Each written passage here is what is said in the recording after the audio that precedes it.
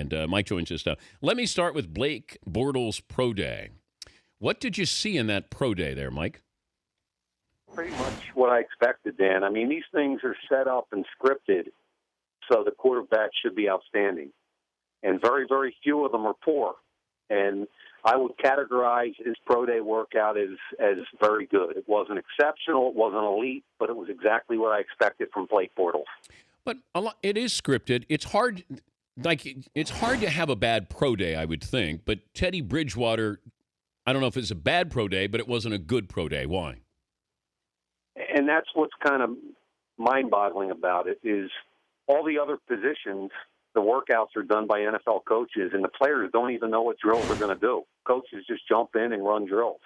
The quarterback one is the only one that's scripted and you prepare for, and you have full control over as a player. So we all go in there expecting quarterbacks to just rip it. And after about 10 throws, we're all looking at each other with Bridgewater going, uh-oh, now what? And the ball was coming out funny. It wasn't spiraling. He was inaccurate. He was high. He was low.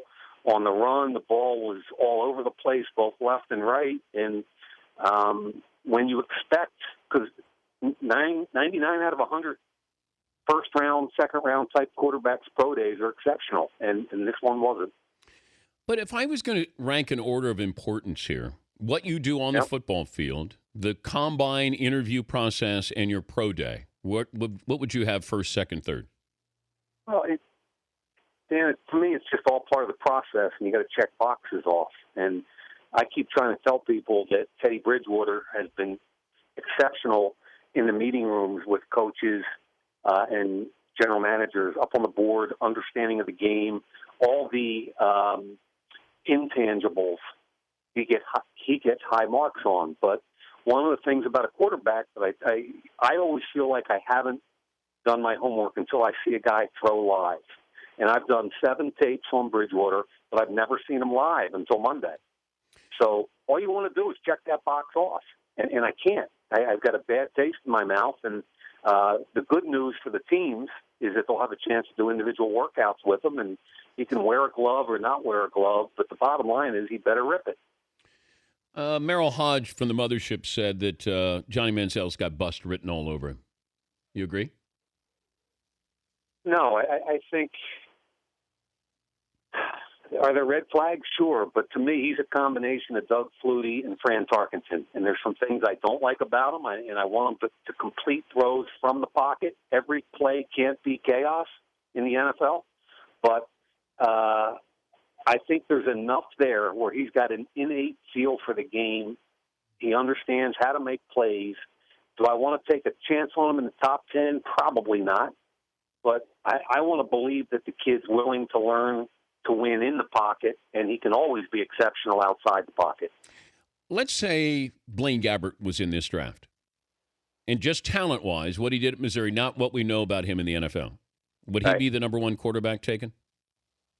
I think he'd be similar. And it's funny because before we went on the air, I kind of looked back at some of the quarterback, quote, pro days I've been to in the last 7 or 8 years. Mm-hmm. And Gabbert's pro day was very similar, I thought, to both Tannehill and what I saw yesterday with Bortles. And I also think that Tannehill and Bortles are similar, that they're both really raw. You remember Tannehill had only played about a year and a half of quarterback because he was a wideout. Yep. And I think Bortles would have been better off with another year in school. But right now, I think most teams are kind of looking at Bortles as the guy that is the prototype NFL guy. And I think he compares very favorably with both Tannehill and Gabbert as far as arm strength and measurables. He's Mike Mayock from the NFL Network joining us, Dan Patrick Show.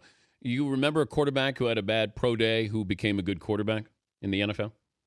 You know what's interesting, Dan, is there aren't many bad pro days. And, I'm Drew Stanton, who's not even a big-name guy from Michigan State, I thought had a bad pro day. Tim Tebow kind of was who we all thought he was. I mean, he worked hard on technique and everything, but you could tell it was going to be a long process to become an NFL quarterback. And outside of Bridgewater, and I can't think, Matt Ryan had a good pro day, but not a great pro day. I can't think of another guy where I put it in the context of bad pro day because I've only seen 3 or 4 of them.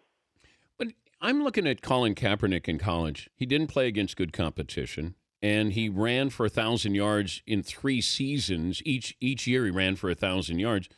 It, is it just because he had athleticism and he was 6'5" that all of a sudden he's different than, say, Johnny Manziel, who did it against good competition? He just doesn't fit the size requirement to play the position. Yeah, but I think, let's face it, that door has been busted open a little bit with Russell Wilson. The Kaepernick thing, I remember my notes on Kaepernick because his running ability was awesome. And one throw, you could watch him on tape and go, wow. He'd make a throw, and you go, how did he make a 20-yard comeback through that coverage? His arm is unbelievable. And the next 2 throws, one would be 10 yards high, and one would be 3 yards behind. And you'd be like, okay, there's a bunch of ability there, but somebody's got to tighten up the technique. So, I think every guy has a different story, Dan, and I think that's where I was with Kaepernick. I thought he was a second-round pick, which is where, did I expect him to be this good this quickly? No. But Manziel, I think you have to throw out every other quarterback you've ever studied on tape and evaluate him different. I believe that. I think you evaluate him differently, and I think if you draft him, you embrace who he is, and you build your offense around him. Well, that's where I am with Manziel. People, accuse me of having a man crush on him. I look at this as a business. The NFL is business. Nobody cares about Jacksonville. They would care if Manziel goes there. He would be an upgrade. He would be exciting. You would actually care about a Thursday night game with Jacksonville. If he goes to Cleveland, you got, now all of a sudden I got a name in that franchise. Oakland. How much can you factor that in that I'm getting somebody who proved himself in a great conference, and him. I get star power right away, and you buy into Johnny Manziel. If I'm those 3 franchises, and probably just those 3 franchises, I'm buying into Manziel. I think everything you said makes sense, but I also think it's a short-sighted view of the NFL. But you're gonna sell everything tickets. is about today, Mike. This is like you're going to sell tickets today, Dan. But what happens if you go 2-14? The kid can't play, and you need another quarterback next year. The general manager's fired. The head coach is gone, and that fan base that you energized for that one Thursday night game could care less again. Yeah, but you're already bad. Play, it doesn't matter. But Manziel's not going to play. If he can't play, it doesn't matter. If you win games, all that other stuff takes care of itself. But if you're on a bad team, then you're not going to get better overnight in Oakland or Jacksonville. Cleveland, I think, is maybe a year away. They're close to being a playoff team, in my opinion. But Jacksonville and Oakland are bad. I'm going to embrace him. Nobody's getting fired because the expectation level is not going to be high in Jacksonville. That coach's not going to get fired. They're a bad team. If you draft a quarterback that becomes a Kaepernick or a Wilson or a franchise quarterback, then you've got a chance. And winning is the best deodorant of all. You get excitement, you get fans in the seats, you get everything you want. If you draft a guy, and I'm not saying Manziel's not the guy. I'm rooting for him too. We're having a theoretical conversation where I believe that it's way more important to draft a player that you think is going to help you win than it is to fill seats in the short term. Well, I believe it's both. I believe he can help you with his style, his abilities, because he has those abilities. Cam Newton helped Carolina because they had no wide receivers, and he had an unbelievable rookie season, the greatest rookie season ever for a quarterback. But I think that Manziel, with those abilities, can make you a little bit better than you actually are, certainly with Jacksonville and Oakland. I didn't mean to yell at you, Mike. Sorry.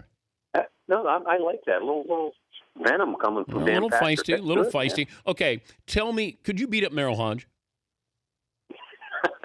I sat next to him at the Maxwell Awards last week, and we got along just fine, thank you. Oh, no, but if it came down to you in the octagon with Merrill Hodge.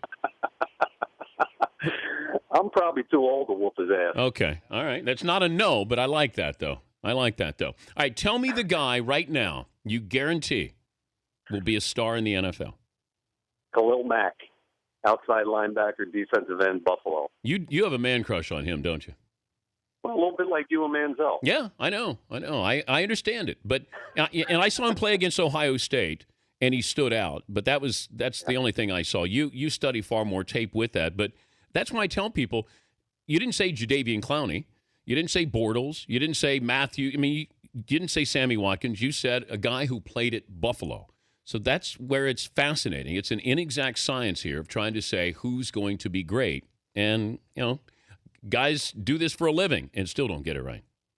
You know what's fascinating is I was at the Bortles workout yesterday, and I overheard a general manager say to his head coach, "Man, there's no science about this at all. It's an art." Speaking of art, was Bortles' girlfriend there?